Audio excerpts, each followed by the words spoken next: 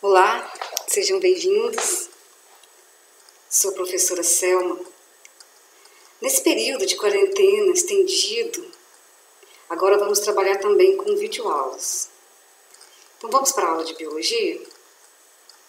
Nessa aula, nós daremos continuidade ao conteúdo composição química da célula.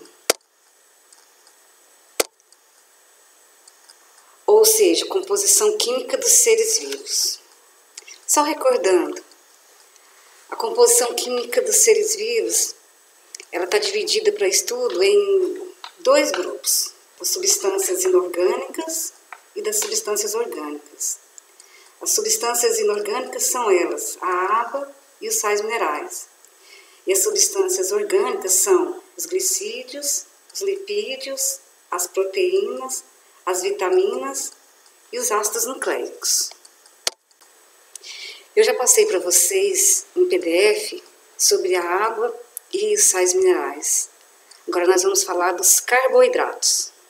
Os carboidratos também são chamados de açúcares, glicídios ou hidratos de carbono. Qualquer um dos três nomes nós podemos usar. Os carboidratos têm grande importância biológica devido às suas propriedades físicas, químicas e fisiológicas. Eles apresentam uma forma geral de carbono, hidrogênio e oxigênio na sua composição. A forma geral é CnH2ON. Esse fator N significa que o número varia, o número de carbonos, de hidrogênios e oxigênios. Os carboidratos, eles são, para efeito de estudo, classificados em três tipos: os monossacarídeos, os disacarídeos e os polissacarídeos. Os monossacarídeos são açúcares simples, não hidrolisáveis. O que significa não hidrolisáveis? A água não rompe os átomos que compõem esse monossacarídeo. Os disacarídeos já são açúcares hidrolisados, ou seja, a água rompe essa molécula de disacarídeo. Os polissacarídeos são constituídos de inúmeros monossacarídeos, e o número varia de carboidrato para carboidrato, com longas cadeias de glicose. Todos esses carboidratos, eles são encontrados nos alimentos em geral, nas frutas, no mel, na pão, nas massas em geral. Os carboidratos, eles atuam na composição estrutural da célula, na genética, porque estão presentes lá nos ácidos nucleicos DNA e RNA, mas a maioria dos carboidratos possui como função principal fornecer energia no processo celular chamado de respiração celular, onde esses carboidratos se unem ao oxigênio numa reação metabólica que libera energia para o funcionamento das células. E desses carboidratos, o mais importante, a primeira fonte de energia é a glicose, um carboidrato chamado glicose. É a glicose que vai, através da corrente sanguínea, cair dentro das células e se combinar com um átomo de oxigênio no processo da respiração celular para fornecer essa energia. Então não se esqueçam, a glicose é um carboidrato de função energética de primeira opção pelas células. Aí nós vamos ver depois, quando nós formos estudarmos os lipídios, que os lipídios são a segunda opção de energia para as células. Mas a primeira opção são os carboidratos, em específico a glicose. Vamos estudar agora então a classificação dos carboidratos. Primeiro grupo, os monossacarídeos. Os monossacarídeos são compostos por átomos de carbono, hidrogênio e oxigênio. E esse número varia de cada carboidrato, porque existem inúmeros carboidratos do tipo monossacarídeos. Esses carboidratos, eles contêm na sua composição de 3 a 7 átomos de carbono. Os exemplos mais encontrados, mais estudados, são o carboidrato glicose, frutose e galactose. E não esqueçamos, a glicose é o mais importante dos três, pois ela é utilizada como fonte de energia imediata para as células. Os carboidratos, glicose, frutose e galactose, Eles recebem também o nome de hexose, por conter na sua composição 6 átomos de carbono. Vamos falar da glicose. A glicose tem como principal função fornecer energia para o trabalho das células. É a base para a formação da maioria dos carboidratos mais complexos. As fontes de glicose são o sangue, o mel, os tecidos vegetais, os frutos, frutas, legumes, verduras em geral.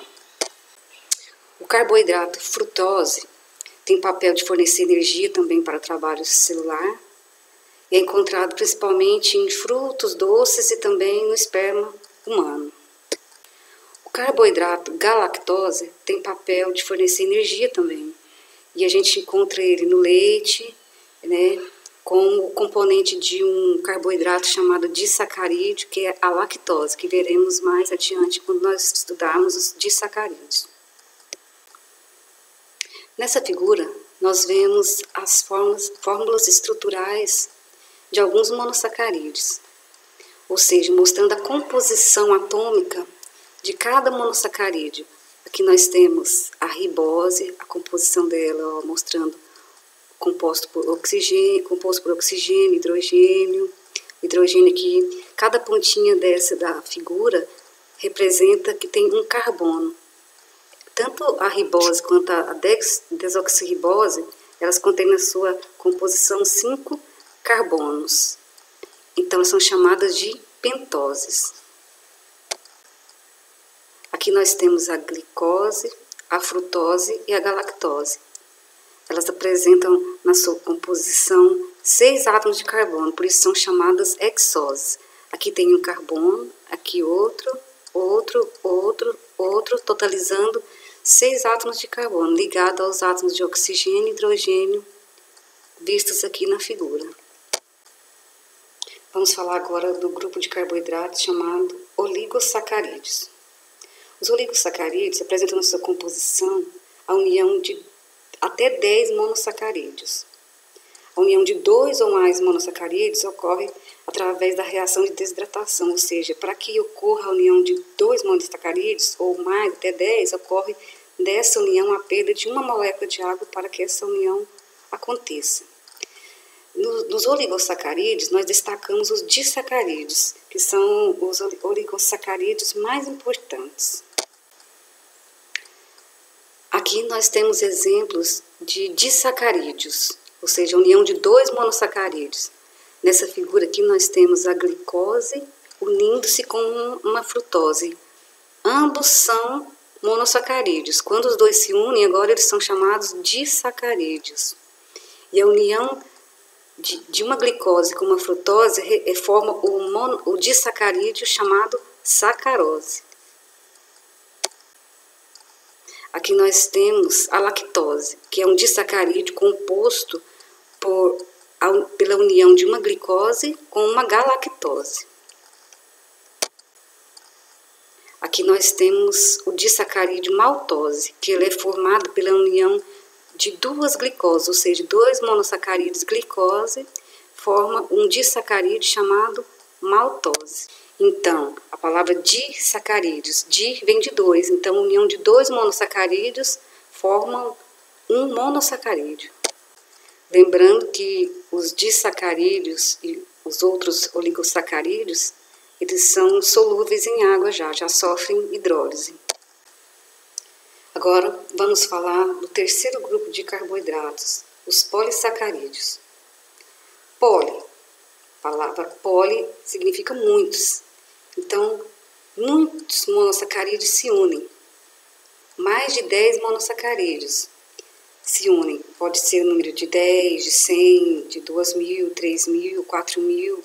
Vários monossacarídeos unidos formando polissacarídeos. Os polissacarídeos geralmente são insolúveis em água. Aqui nós temos uma tabela com os principais polissacarídeos. Os polissacarídeos estruturais e os polissacarídeos energéticos. Os polissacarídeos estruturais, a celulose. A celulose é um polissacarídeo encontrado nas plantas. Essa celulose participa da constituição da parede celular, que é um envoltório celular que envolve a membrana das células das plantas. A quitina é um polissacarídeo que forma a parede celular dos fungos e forma o exoesqueleto dos artrópodes, ou seja, aquela casquinha que compõe os artrópodes. Casquinha externa chamada de exoesqueleto, como por exemplo da barata, casquinha da barata, de aranhas, de crustáceos. Nos polissacarídeos energéticos nós temos o amido, que é encontrado nas plantas. Tem função de reserva, encontrados aí na batatinha, batata doce, mandioca em grande quantidade, entre outros frutos e frutas. O polissacarídeo glicogênio é encontrado nos fungos e nos animais e tem principal função reserva energética, encontrado no fígado dos animais principalmente.